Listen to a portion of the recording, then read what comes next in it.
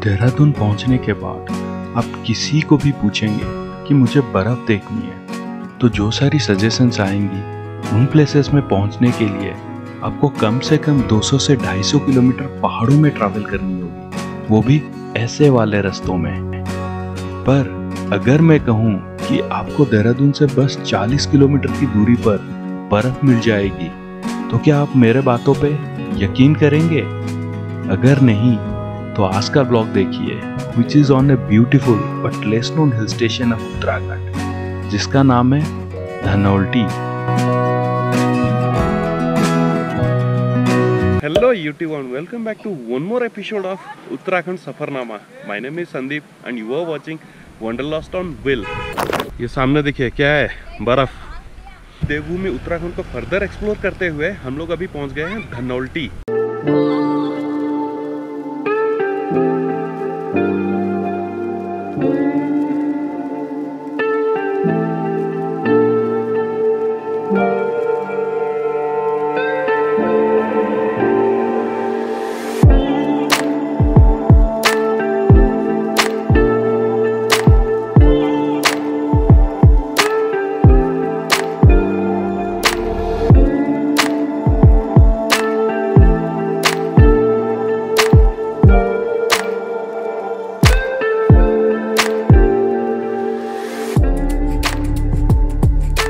हमारा प्लान था कि धनौल्टी के साथ मसूरी भी देख लेंगे, पर धनौल्टी थी ही इतनी खूबसूरत कि हम तय किए कि चलो पूरा दिन धनौल्टी में ही गुजारते हैं और अगले दिन वापस आएंगे मसूरी के लिए, जो कि आफ्टर 2 अटेम्प्ट्स भी नहीं हो पाया और इसका रीजन आपको ब्लॉग के एंड तक पता चल जाएगा। इधर आ जाओ, इधर आ जाओ। तुम्हारा नाम क्या है? कान्हा। मानस। ये गांव कौन सा है? ये धनौल्टी। ये धनौल्टी है। बर्फ कितना गिरा था? परसों पड़ी थी भयंकर, दोबारा पड़ेगी यहाँ। कब पड़ेगी? ये पड़ेगी परसों ना, अभी और पड़ेगी, इतनी पड़ेगी अब तो। हाँ पूरे यहाँ तक। हाँ, हम गोले उड़ाएंगे सीधा एक मुंह पे। हाँ, तुम लोग खेलते हो बर्फ में? अरे सही है, सही है। चलो थैंक यू। तो उत्तराखंड का कैपिटल देहरादून से सबसे नियरेस्ट स्नोफॉल पॉइंट धनौल्टी है। अभी फिलहाल परसों मौसम थोड़ा सा खराब हुआ था जिसकी वजह से हल्का हल्का बर्फबारी हुई है, लेकिन यहाँ पे जैसे बच्चे लोग अभी बोल रहे थे कि प्रॉपर विंटर में 1-1.5 फीट का तो बर्फ गिर ही जाती है। तो अभी हम लोग यहाँ पे रुके हैं लंच ब्रेक के लिए, पर हम लोग यहाँ से वापस नहीं जाएंगे, यहाँ से आगे बढ़ेंगे सुरकुंडा देवी टेम्पल तक, वेयर वी आर एक्सपेक्टिंग कि हमें ज़्यादा बर्फ मिल जाए कंपेयर टू धनौल्टी। ये देखिए रेस्टोरेंट के नीचे भी काफ़ी सारा बर्फ गिरी हुई है। ये सामने जो चोटियाँ दिखाई दे रहा है ना, बर्फीली चोटियाँ, ये दरअसल गंगोत्री और यमुनोत्री है एंड वो वाला रूट जाता है अपना हरसिल वैली की तरफ। हरसिल वैली तो मैं इस बार नहीं कर पाया, देखते हैं नेक्स्ट टाइम अगर मौका मिला मैं उत्तराखंड आता हूँ तो ज़रूर विजिट करूँगा हरसिल वैली। ये जो रिसोर्ट है ना, मैं बोल रहा हूँ भाई बहुत ही प्यारा है। If you are planning to stay at Dhanolti, then you can opt for this resort. इसका लोकेशन और जो इंटीरियर वगैरह ये बनाया है ना, ये एक नंबर है, जबरदस्त है। The view from these cottages are really awesome. You can wake up with a magnificent Himalayan view. The room tariffs at this resort ranges from 4,000 to 8,000, and I'll try to share the contact details of this resort, or you can find it on Google Map. ये देखिए camp fire का location.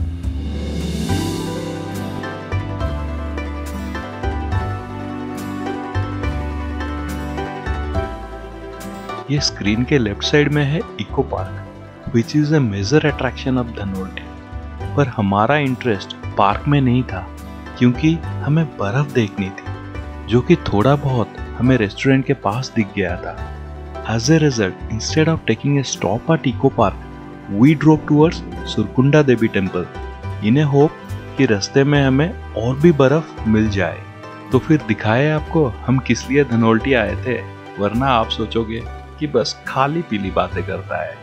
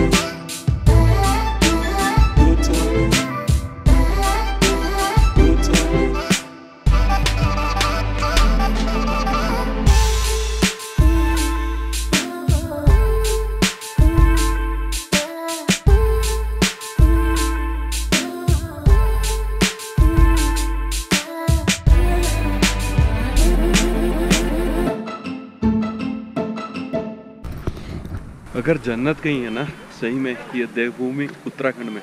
और एक यहाँ का environment इतना काम and serine है कि बस खो जाने को मन करता है यहाँ पे आके। मतलब I am speechless, camera will not justify this place. आपको खुद आके सेल्फ विटनेस करना रहेगा नेचर का असली मजा लेने के लिए। यहाँ पे तो मैं यही बोल सकता हूँ, mother nature at its peak. हालांकि बर्फ बस एक ही दिन पड़ा है यहाँ पे, लेकिन ये देखिए कितना सारा है। तो इमेजिन ड्यूरिंग पीक विंटर यहाँ का नज़ारा कैसा दिख रहा होगा। यहाँ जितना सारा ऐसे स्नो पॉइंट्स मिलेगा ना आपको, उधर आपको ऐसे एक एक मैगी पॉइंट भी मिल जाएगा। अगर भूख लग रहा है या फिर नाश्ता वास्ता करना है तो इधर से आप कर सकते हो। स्पेशली ये जहाँ पे स्नो पड़ा है ना, वो वाला रोड पे जब आप लोग कार लेके जा रहे हो तो ब्रेक का इस्तेमाल तो बहुत कम ही कीजिए। डाउन गियर में डाल के गाड़ी को छोड़ दीजिए हल्का हल्का, नहीं तो जब टायर फिसलती है ना बड़ा गंदा रपेटती है यहाँ पे। अगर ब्रेक का नौबत आता है ना तो ब्रेक के साथ साथ हैंड ब्रेक का भी यूज़ कीजिए ताकि गाड़ी साइड में ना रपेटे। बाकी तो नज़ारे देखिए, वाह।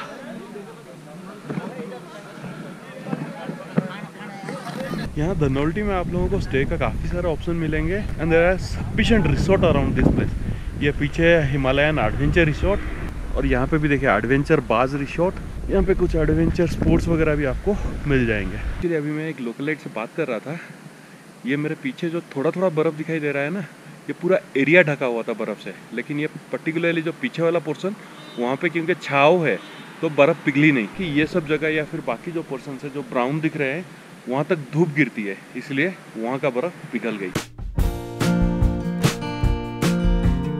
मैं पहाड़ी नहीं हूँ और ना ही मेरा दूर का कोई भी रिलेटिव्स पहाड़ों से है, पर न जाने क्यों एक अजीब सा मैग्नेटिक अट्रैक्शन है जिसके लिए मैं इन वादियों में खींचा चला आता हूँ। और यहाँ पहुँचने के बाद पता है दिल को क्या महसूस होता है?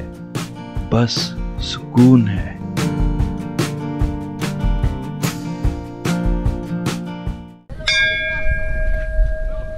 वैसे तो धनौल्टी में ज़्यादा कुछ डेस्टिनेशन कवर करने को नहीं है। रास्ते में आते हुए हमें एक इको पार्क दिखी, इसके अलावा काफ़ी सारा रिसोर्ट्स है which will provide U A peaceful stay.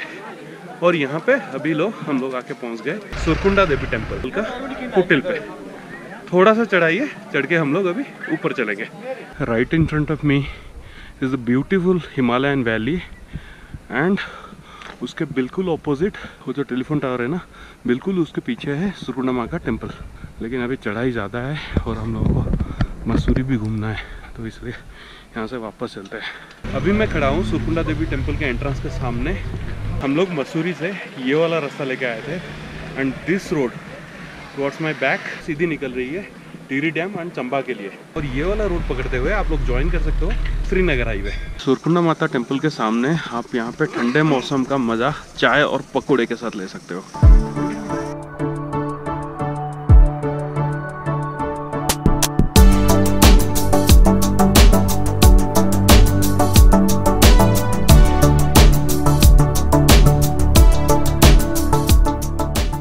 Dhanaulti जाने के रास्ते में ऐसे काफ़ी सारा आपको स्नो पॉइंट्स मिलेगा जहाँ पे कि आपको इस तरह से बर्फ़ मिल जाएगी रोड के साइड में। वो देखिए पूरा वैली बर्फ़ से ढकी हुई है and since sunray is not able to reach this point so ice at this place are intact.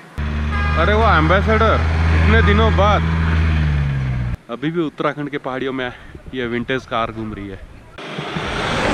This is rash driving man. You may disagree with me, but maximum rash driving license plate are from either HR, PB or UP. Unfortunately, it's a very sad state of road discipline out here.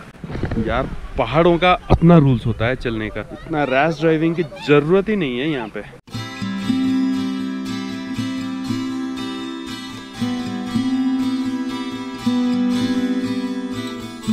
Mussoorie skip करने के बाद हम धनौल्टी गए थे 30 दिसंबर को और उसके बाद हम डिसाइड किए 31 को हम दोबारा से मसूरी चलेंगे। But instead driving a tough Mussoorie, we landed at this beautiful property at the foothill of Mussoorie hills to celebrate our zero night.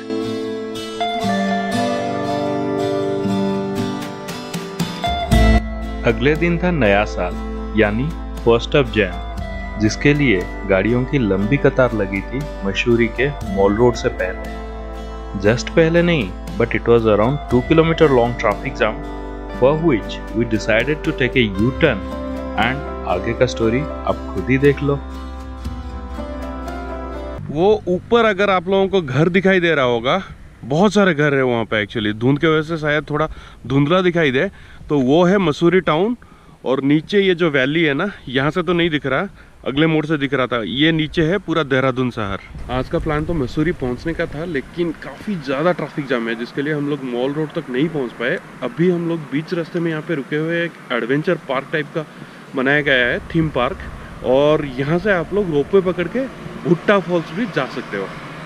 ये सामने है मसूरी का आर्टिफिशियल लेक, और उसके बगल में वो छोटा सा जो दिख रहा है ना, वो है भुट्टा fall.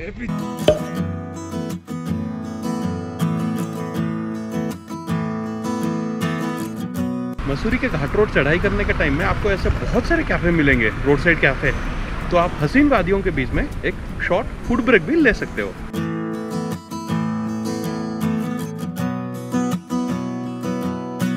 After successfully visiting all the destinations as per the plan, our Safarnama was concluded with a failed attempt to cover Mussoorie, putting a full stop on the second phase of our journey.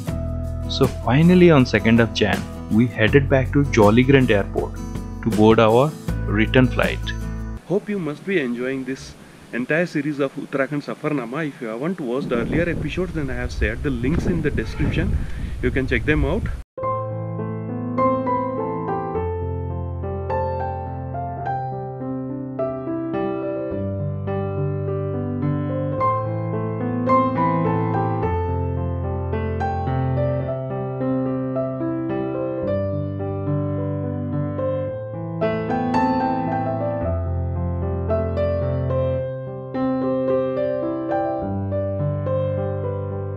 मन नहीं था मेरा वहां से लौटने को। ये लम्हे जो इन तस्वीरों में कैद है, यही थे जो मुझे रोक रहे थे। पर जैसा हर कहानी का एक दी एंड होता है, इसका भी हुआ, बट एक नई उम्मीद के साथ कि हम जल्द ही वापस आएंगे उत्तराखंड की इन वादियों में फिर से खो जाने को। तो बस यही थी हमारी कहानी उत्तराखंड सफरनामा की।